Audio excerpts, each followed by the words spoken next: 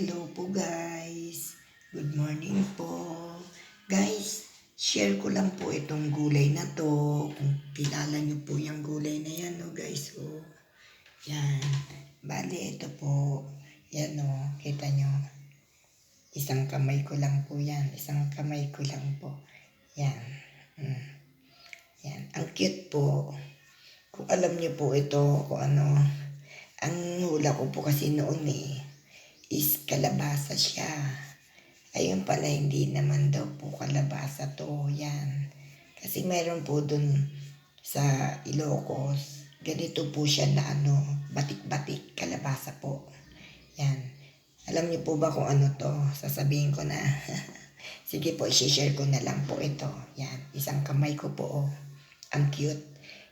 Kundol po ito. Kundol. Yung minamatamis po na kundol. Yan. Hindi ko lang po alam kung anong English nun. Basta po, kundol po yan yung minamatamis. Masarap pong gawing candy to, guys. Saka ulam na rin. Parang upo po ito yung laman niya yan. Pero marami pong hindi nakakakilala sa kundol. Hindi po kumakain ng kundol yan. Share ko lang, guys. Tapos eto po ang gara.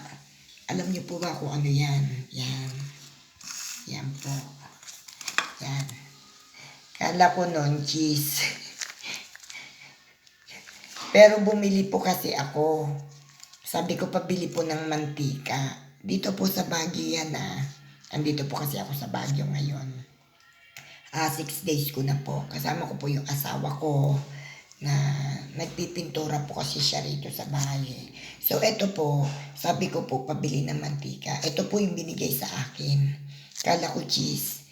Ayun pala, tulog na mantika. Ayan po guys, nakapack siya. Tulog na mantika. So, ayan po yung gagamitin ko. Ang paggamit ko po niyan is, i-chop ko po siya. Hihiwa lang po ako ng gagamitin ko. Ganun po. Ang lamig Kahit hindi na po i-rep ito. Yan. Hindi naman po siya basta-basta matutunaw Kahit wala po sa rep. Yan. Kala ko cheese.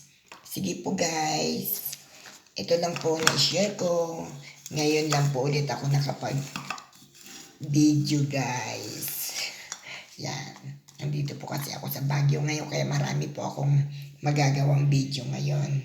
Guys, hanggang dito na lang po. Maraming salamat po sa panonood nyo.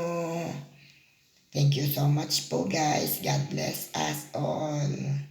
Bye!